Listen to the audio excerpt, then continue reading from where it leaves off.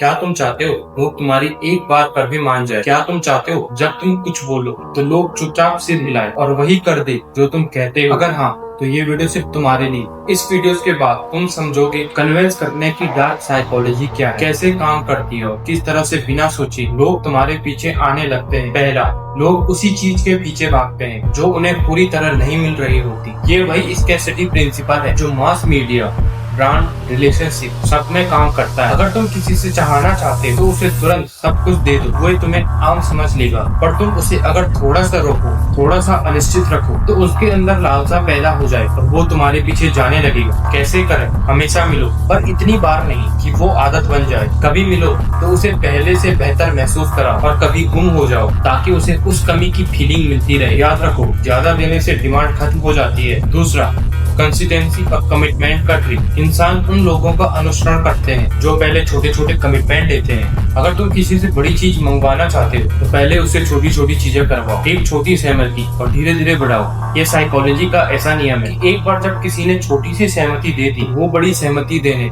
ज्यादा तैयार रहता है। तीसरा, अथॉरिटीज और सोशल प्रूफ। लोग उन बातों पर जल्दी यकीन कर लेते हैं जो किसी अथॉरिटी ने कही हो या जिन्हें लोग पहले से मान चुके हो। इसलिए अपनी इमेज ऐसी बनाओ कि लोग एक्सपर्ट समझे। थोड़ी कॉन्फिडेंस दो, थोड़ी कॉन्फिडेंट बॉडी लैंग्वेज और कुछ ऐसी चीजें दिखाओ जो ये बात बताए कि लोग तुम्हें पहले से फॉलो कर रहे हैं। जब लोग ये देखेंगे कि दूसरों ने तुम्हें स्वीकार किया है या तुम्हारी बातों को माना है तो वो तेजी से तुम्हारी तरफ झुकेंगे। चौथा, इंसान किसी चीज को स्वाभाविक रूप से वापस करना चाहता है जो उसे मिली हो। अगर तुम किसी को थोड़ा सा फेवर कर देते हो या उसे कोई महत्वपूर्ण जानकारी दो, वो उल्टा तुम्हारे प्रति आभारी रहेगा और तुम्हारे लिए कुछ करने को तैयार होगा। ध्यान रहे, ये फेवर सिंसियर होना चाहिए, दिखावा नहीं। अगर दिखावा लगेगा तो भरोसा टूट जाएगा और तुम्हारा पूरा खेल बिगड़ जाएगा। पांचवा, इमोशन ओवर लॉजिक। लोग तर्क से नहीं, भावनाओं से फैसले करते हैं। कन्विंस करने के लिए अपने मैसेज में इमोशन डालो। कहानी बताओ, एक सीन बनाओ, ऐसा शब्द बोलो जिससे दिल हिल जाए। और जब दिल हिलता है तो दिमाग पीछे पीछे आता है। लोगों की डिसीजन मेकिंग इमोशन से शुरू होती है और बाद में वो तर्क ढूंढते हैं। इसलिए अपने बातों में इमोशन की तीव्रता को बढ़ाओ। Fear, pride,